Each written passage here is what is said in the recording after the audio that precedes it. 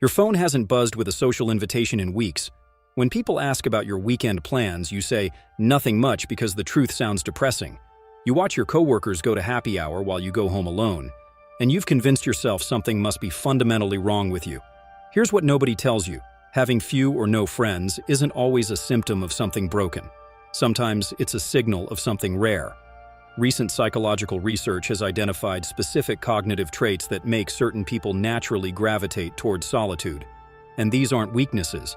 They're actually markers of deeper processing, higher standards, and in some cases, evolutionary advantages most people don't possess. Let me show you what I mean. There's a study from UCLA's Social Cognitive Neuroscience Lab that discovered something fascinating. Some people have hyperactive mirror neuron systems. These are the brain cells that detect emotional inconsistency in others. If you're one of these people, you can smell fake behavior from across the room.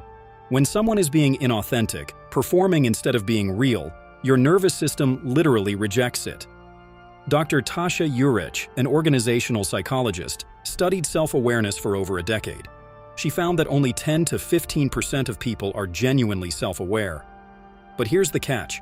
Those highly self-aware individuals experience something she calls authenticity fatigue. You know that feeling when you're in a group and everyone's laughing at something that isn't funny? Or when people are gossiping and you feel physically uncomfortable? That's not social anxiety. That's your brain detecting performance and rejecting it. Most people can tolerate surface-level interactions because they don't register the inconsistencies. But you do. Every forced smile, every exaggerated story, every conversation that's happening for status instead of connection, your brain flags it as unsafe. So you withdraw. Not because you hate people, because your nervous system is protecting you from emotional dishonesty. This makes friendship incredibly difficult because the majority of social interaction runs on polite performance. You're not looking for entertainment, you're looking for truth, and truth is rare. Psychologist Elaine Aron spent 30 years researching something she calls sensory processing sensitivity. About 20% of humans have nervous systems that process information more deeply than others. If you have this trait, small talk isn't just boring, it's actually cognitively painful. Your brain craves complexity, nuance, meaning. Talking about weather patterns or weekend plans feels like mental starvation. There's a researcher named Susan Cain who wrote Quiet about introverts. But she discovered something most people miss. It's not about being shy or anxious. It's about stimulation preference. Deep processors need conversations with substance. Philosophy, psychology, how systems work, what motivates human behavior, the meaning behind patterns. Surface-level chit-chat doesn't engage the parts of your brain that feel alive. Here's what happens. You meet someone at a party. They ask what you do. You answer. They share something polite. You wait for the conversation to go deeper. It doesn't. They move on. You feel exhausted and empty. Meanwhile, someone else at that party had 15 shallow conversations and feels socially fulfilled. They collected interactions. You were searching for connection. These are completely different games. The problem is that our culture rewards the first person and pathologizes the second. We call them good with people and call you antisocial. But you're not antisocial. You're operating at a different frequency. Most friendships are built on repeated shallow exposure. You need intellectual and emotional resonance. That's exponentially more rare to find. Dr. Jadzia Jagielewicz from Stony Brook University used fMRI brain scans to study how different people process social stimulation. What she found was remarkable. Some brains light up intensely during social interaction, not with pleasure, but with processing effort.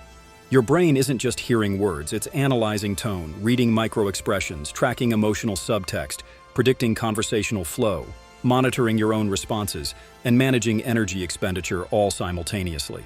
While an extrovert leaves a party energized, you leave completely drained. Not because you're weak, because your cognitive load during social interaction is 3 to 5 times higher. Think of it like this. Imagine 2 computers running the same program. One has a simple processor that handles the basics.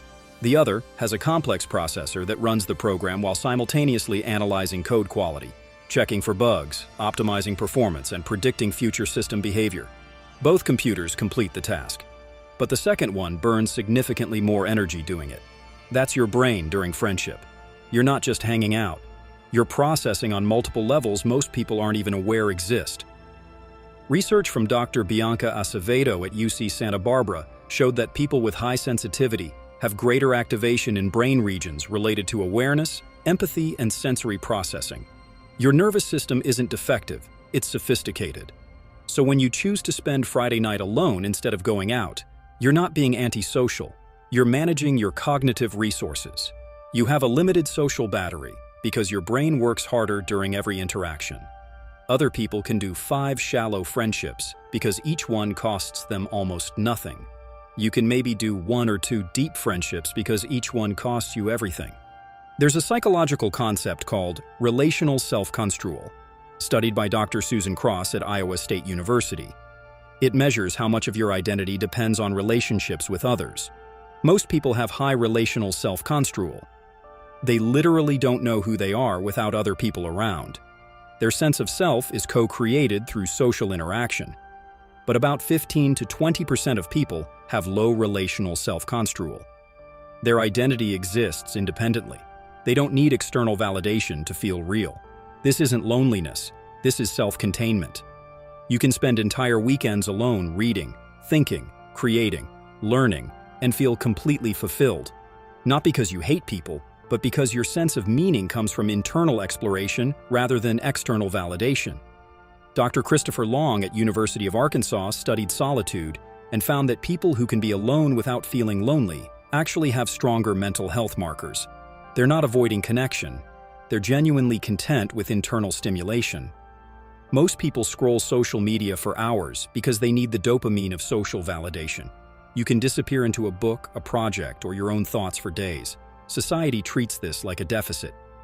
You need to get out more. You need friends. You're isolating.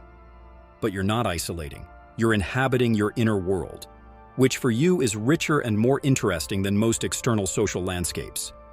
The philosopher Schopenhauer said, "A man can be himself only so long as he is alone." You understand this instinctively.